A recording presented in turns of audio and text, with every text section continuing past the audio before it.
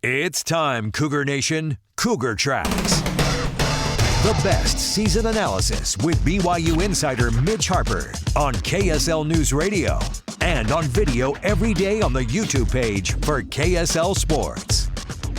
Welcome into Cougar Tracks here on the KSL Sports YouTube and KSL NewsRadio. I am your BYU insider, Mitch Harper. We're 4 days away until BYU, the number 15 ranked Cougars, host the number 23 and rival Utah Utes on Saturday night, 6 p.m. in Provo. Extended radio pregame begins at noon. Yes, noon.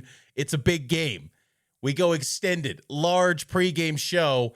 I can't wait to host it live in Provo to get you ready for the Cougs and the Utes. And let's dive further into the matchup as the coaches are talking in our top story of the day. The top story of the day.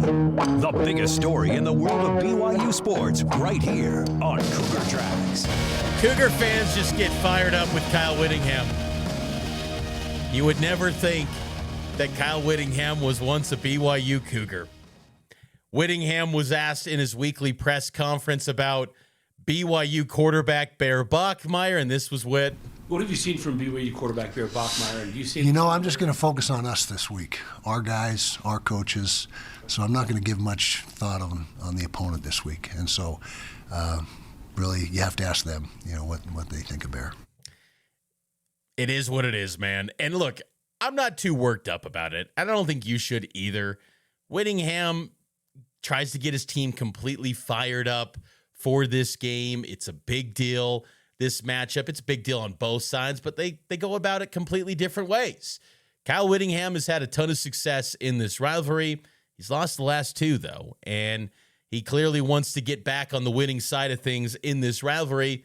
But I think that for Cougar fans, they just go, why? You were a former Coug. You love Kalani. You got a lot of respect for Kalani. Why not just say your thoughts on Bear Bachmeier? If you want to diss the man, diss the man. They don't want to give bulletin board material. It is what it is. I don't think there's anything to be too worked up about. It's just kind of being wit when it comes to this rivalry. On the flip side, Kalani was asked about Utah quarterback Devin Dampier, who transferred in for the University of New Mexico and has clearly ignited a spark in a Utah offense that was completely inept last season. Dampier's got Utah flying high coming into this matchup. This was Kalani on Dampier. Yeah, super talented, and he's tough, man. He has great vision, and that's in the passing game and in the running game. He's an efficient player. So when you look at his stats, I mean, he knows where to go with the ball, and he's well coached. I think Jason Beck's done a great job tutoring him, mentoring him, and there's a reason why they brought him, with him. And so I think he looks really comfortable out there, and whatever you need him to do, he's willing to do it, and super tough. I think a lot of attention will go to his legs because he can run, but he can throw too, and I like this overall presence on the field. Definitely respect what he does, and he's going to be dangerous. He's got our attention. I know Coach Hill and the rest of the coaches are trying to find ways to try to see if we can disrupt his timing and disrupt everything that he can do positively on the field. It'll be a tough test for BYU. There's no doubt about that. Dampier poses a lot of challenges. I don't put him on a higher scale than Noah Fafita, but what's different from Dampier to Fafita is he's got a much better offensive line in front of him. Utah's offensive line is really good, and the styles of these two teams is so similar. You look at the statistical profiles of these squads, they are just the same, man. They are physical football teams that want to run the ball, and they want to attack you through the air when the opportunities are there, but physicality is the theme of these two teams. And it's interesting, Kalani Sitake, of course, was mentored by Kyle Whittingham, and both of these men were coached in their playing days by Lavelle Edwards. There's so much history and so much connections and intertwining between these two programs on the coaching staffs between BYU and Utah. Jason Beck, the OC, played at BYU. Micah Simon, a wide receiver coach, he played for Kalani. Now he's at Utah's assistant. Jay Hill, of course, played for Kyle Whittingham as a player. Whit was the DC, and then obviously worked on his staff. So much crossover between these two staffs. and they run their football programs in very similar ways. They know each other completely. I was looking at this, and I thought it was interesting. Since 2016, when Kalani Sitake became the head coach at BYU, BYU is 78-43. That's their record since 2016. Utah 77-41. These two teams and programs are just very much the same. And I bring that up too because I think BYU kind of gets completely overlooked at times nationally as far as success compared to Utah. Now, keep in mind, BYU's success took place primarily during independence, and there were some seasons like 2020 where the schedule was really weak, but still, BYU's recruiting rankings would suggest that they were punching well above their weight and still having quite a bit of success. And in that 78 wins since 2016, they've got 2 wins over Utah, and Kalani Sitake is looking for his 3rd consecutive win over Utah. It'd be the first time since the Ty Detmer years that BYU reels off 3 in a row over Utah. You got to go back to 1989 to 1992 to find the last time BYU won 3 in a row. But there's so much crossover between the programs. And Kyle Whittingham, as much as Cougar fans want to get frustrated with him, he did give some praise to Kalani and the coaches that worked with him that are currently at BYU. This was Whittingham on Kalani and the connections from BYU staff. You know, as the head coach, that's your responsibility to mentor your staff. A lot of them don't need much mentoring. They're really good coaches just on their own. They stand alone. But you're right, there's a lot of coaches down there that were here. Grateful for what they gave us while they were here. They were all outstanding for us and did an excellent job.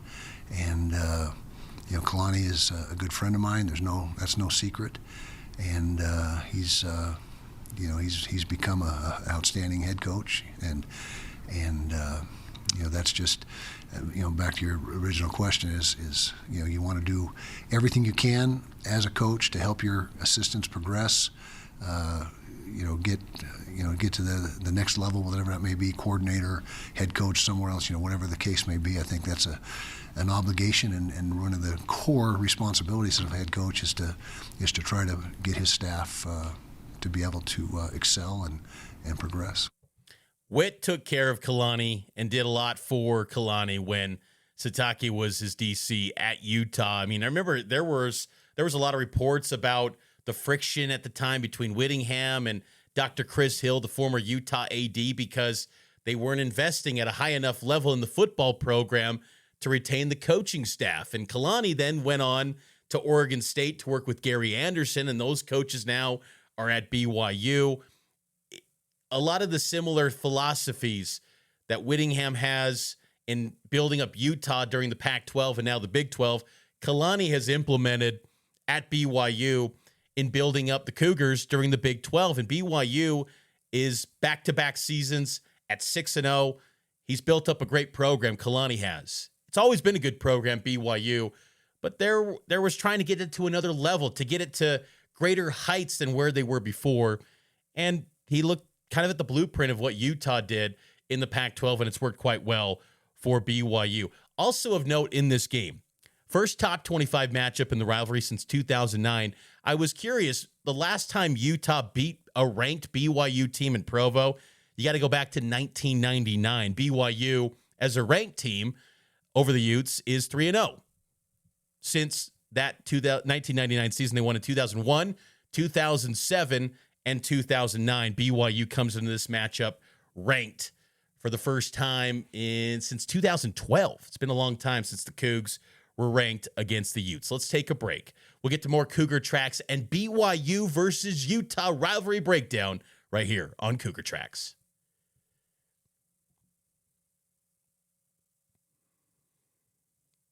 Welcome back into Cougar Tracks here on the KSL Sports YouTube page. Mitch Harper with you. Subscribe to Cougar Tracks every day it's available. High noon on KSL Sports YouTube. Watch these videos. Give a like to the video. Subscribe to KSL Sports YouTube. And subscribe to the audio podcast feed wherever you get your podcast. Give a 5-star rating and a review. It would help out the show a ton. Before we get back to more BYU and Utah talk, I did want to dish out my midseason grades for BYU football this season. Can you believe it?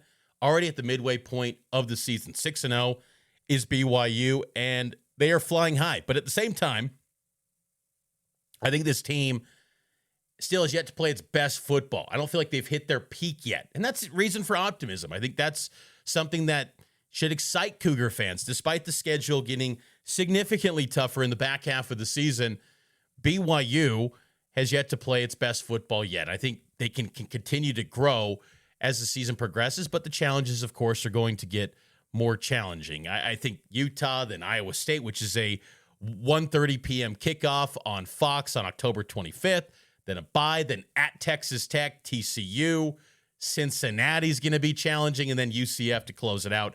That's the final 6 games of the season. But I want to dish out some grades, midseason report card. And let's just start off with quarterback. Quarterback, I got to give it an A-.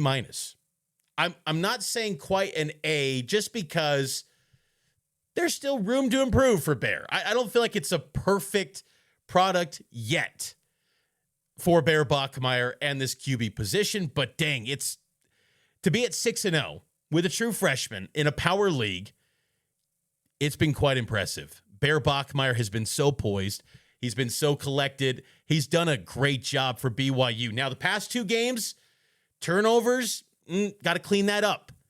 That has to be fixed going forward. Do not put the ball on the turf. You can't assume Kyle Safarichuk is always going to show up and recover that football. Got to take care of the football. And Bear has done a really good job of that. Only 3 interceptions this season, 2 of which were in the Arizona game, and 1 was off a bad snap where he's trying to make a play on the fly, learning opportunities for the young freshman signal caller. But 1,220 passing yards, averaging about 200 yards per game. And then rushing the football, he's the second leading rusher for BYU this season, 71 carries, 295 yards, and 7 rushing touchdowns. Bear has done an excellent job this season. It's not textbook quarterback play, but he's doing what BYU scheme is asking him to do, and he's doing it at a high level. A- grade for the quarterback position, and still room to grow for Bear. Running backs, I'm going to go B+. And I say this, it should be honestly an A+ with how good and great LJ Martin is. He's the best running back in the Big 12. LJ is the best running back in the Big 12, and I think he's one of the 10 best in college football. LJ's a superstar. And that's why I almost hate putting a B+. But there's no one else in that group beyond LJ. He's it. He's it. There's no one else. Preston Rex, maybe. Sure. Had a nice catch out of the backfield. You can build off that. 1 catch, 16 yards against Arizona. But after Sione Moa got injured, there's no one. And as Aaron Roderick said last week with Sione Moa, it's going to be a long time. It's going to be a while. So who do you turn to after LJ? Bear. But those 2 guys are so critical to the success of this team. BYU had to run the football 22 times with Bear Bachmeier. That scares you a little bit because that's a lot of hits on your QB. And that's wear and tear on the QB, and he is critical to the success of this team, and so is LJ. So many shots taken to those guys. And you got to keep riding with LJ. 25 carries against Arizona. That workload's got to continue. You would have liked to have been in a spot where it's, 18-20 and then 5-9 with a reliable number 2 running back. BYU has to hit the transfer portal hard, to me, after this season to build up the running back room because I know injuries have played a role in this, but there's no one to turn to. There's no one right now. And that's concerning for the Cougars. So that's why what should be an A or an A+ because of LJ, it's a B+ because there's no one else. And there's such a thin margin for error because if LJ gets banged up, my goodness, I get frightened for that position. Wide receiver, I'll go B, maybe B-. I'll say B because I like the speed from that group, I like the athleticism. But losing JoJo Phillips was pretty noteworthy. BYU's been okay. since that injury to JoJo, which happened against Stanford, Chase Roberts is the leading receiver for this group. Where I think they've kind of struggled is there's been some uncharacteristic drops. It's happened way more often than I expected this season. And that has to clean up. Look, to me, when you're an upperclassman receiver, there should never be a drop. If you got a hand or two on it, you got to catch it. You cannot drop the football. And drops have happened way more often than I'd like to see. But there's been a lot more explosive plays since the West Virginia game with this group. Chase Roberts, the 85-yarder against West Virginia. Parker Kingston popped off a 75-yard touchdown. Big play abilities. And that's what you want from this group. And so I'll go B at wide receiver. Tight end, B-. Carson Ryan's pretty much it. Now, Kean needs good as a blocker, but again, he's not a factor in the receiving game. And then that's pretty much it. You know, there was a flash in the pan in the Portland State game with Noah Moeaki, and you thought, oh, Noah, he's emerged. He's a thing. Nothing since. Carson Ryan, too, he had probably his toughest game as a Cougar against Arizona. Some drops, some uncharacteristic mistakes, but you got to like what Ryan's done. 14 catches, 211 yards, 2 touchdowns. The tight end position is a threat in the receiving game, but there's really not much depth after Carson Ryan as far as receiving threats. He's it as far as the receiver goes because there's no one else. Offensive line, I'll go B.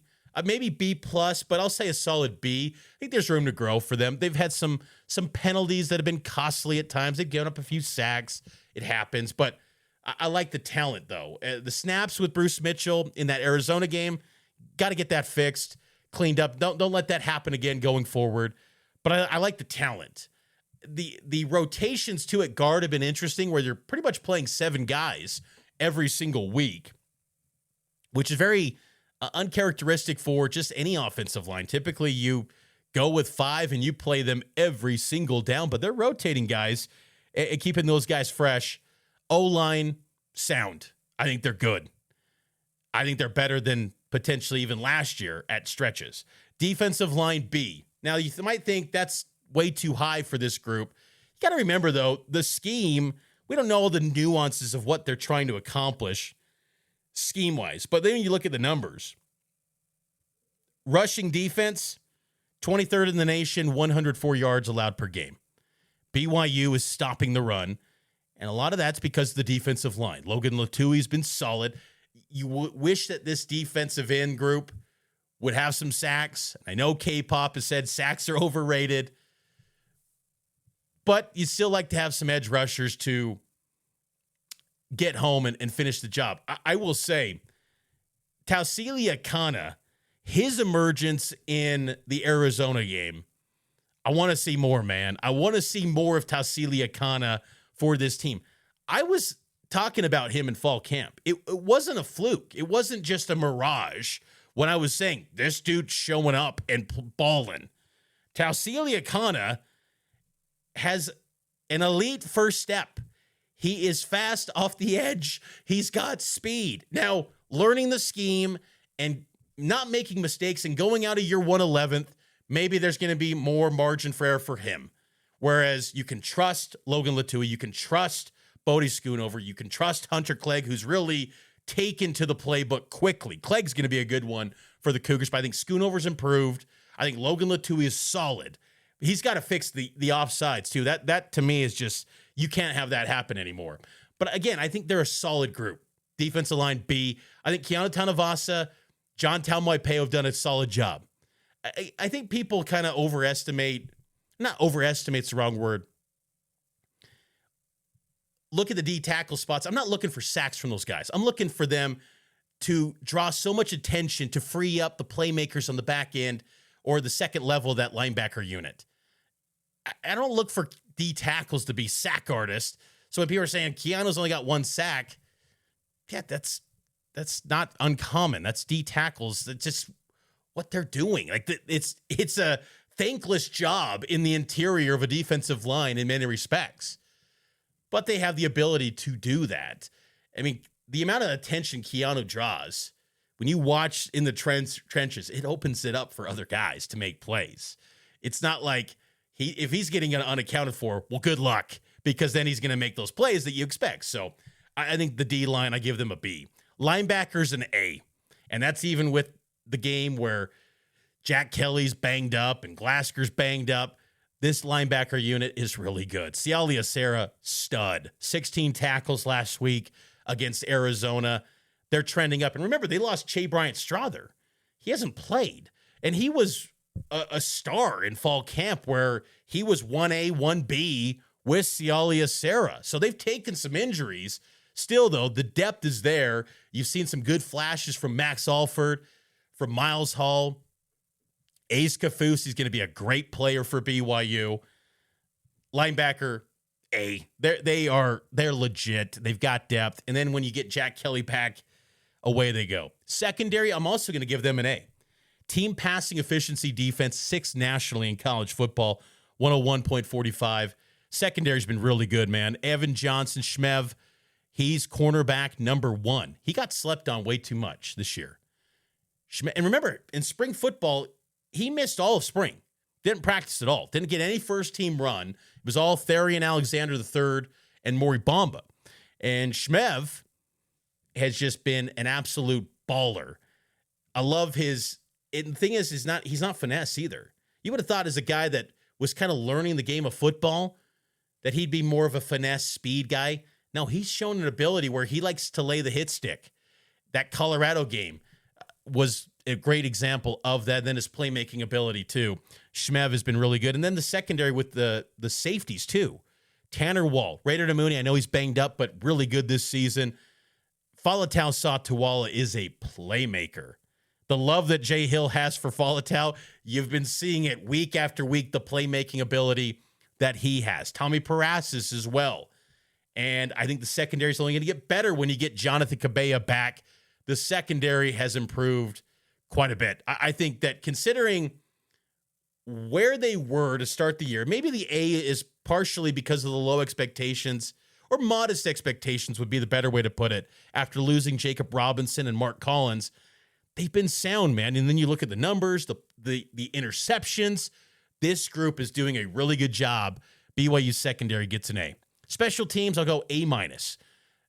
You could maybe go a little bit lower at B+ because some of the head-scratching punt return decisions and mistakes early in the season, they're finding their stride. Will Farron also has missed some field goals this year. And then you had that fake punt that didn't work at Arizona, but there's also been some great fakes against West Virginia and other spots. But overall, A-. I think they're a really good special teams group. There's a case to be had that they could be an A, but I'm getting a little nitpicky because last year was a emphatic A. I don't think they're as good as last year's special teams unit this season yet. But also keep in mind, I think Sam Vanderhaar has also been better as well, the punter for the Cougars. I think he's done an excellent job this season. So A- with room to grow. Wouldn't surprise me by season's end if BYU special teams is at a solid A. That's your midseason report card for BYU football as they get ready for the second half of the season, and all the action, of course, can be heard right here on KSL News Radio. Taking our final break. On the other side, we'll get to the intensity of the BYU-Utah rivalry next here on Cougar Tracks.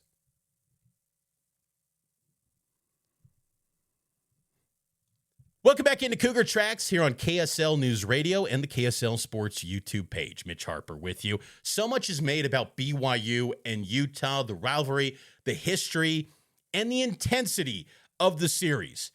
Look, I've lived it as a kid. I lived it growing up. I watched, I lived and died with every BYU-Utah game. They are seared into my soul. I remember everything about not only the games, but the entire day. You just remember everything about these games. They're special, man, and they carry so much weight, and they have bragging rights, and you want those bragging rights as a fan, and then the thrill of that victory. It's just so satisfying to get that win. It just is. It is such a rewarding feeling. Even if your season is in the dumps, the chance to get that win in the rivalry was all you needed to be happy with that season. So BYU and Utah has always been intense. And there's been some talks this week that with the return to the Big 12, is the game intense like it was back in the Mountain West and WAC days? I will say, during the Kyle Whittingham, Bronco Mendenhall years, it was as intense and as nasty as you'll ever find it. And I don't think we need to go back to that, because there were sideshow antics every single season. We don't need that. But I will say, I think there's more respect between the two coaching staffs now because they've all worked together. They've all basically interacted with one another through coaching circles. But the intensity has never wavered. These fans have always 365 gone at each other, whether it's social media, family gatherings. It's BYU and Utah. They're never agreeing with one another, these fan bases. And that's the beauty of this rivalry. And I'm glad that Fox Big Noon Kickoff understood the moment and said, we're going to Provo for BYU and Utah because this is a big-time game. My former colleague, Matt Biamonte, had a viral post on X talking about how he wished College Game Day came out to BYU and Utah instead of Ole Miss, Georgia, because cover the entire sport. They never come out to Big 12 games. What people don't realize about BYU and Utah is just there is such a deep passion in this state for college football. You got that one. And then you got private versus public. You throw in religion into the mix. There's a lot of LDS people on the Utah side, but then there's a group that isn't. You bring in religion to anything, it adds a layer of intensity that's can't be described really in many rivalries in college football. Look, I'm biased and I've lived this thing my whole life, but this thing is off the charts good. And the stories, even in the doldrums of the summer, the off season, it's unreal. Some of these things that you draw up and you say, like, oh, there was a BYU linebacker who got suspended because he went to a Vegas nightclub. And there was an anonymous Utah fan who snitched on him and he got reported to the honor code office and then got suspended. That sounds crazy, but it happened. This rivalry is unreal. It's incredible. And the head coaches were asked this week about the intensity of the rivalry, and Kalani Sitake was asked about it, and this was Kalani's thoughts on the intensity being ramped up by being in the Big 12. I think the competition has always been there, and the intensity can be there. There's nothing wrong with the intensity being there. I just, me personally, I would like to see it be like with tons of respect. You know, whether we want to admit it or not, we actually need each other. You know, this is a great rivalry when we have each other on the schedule.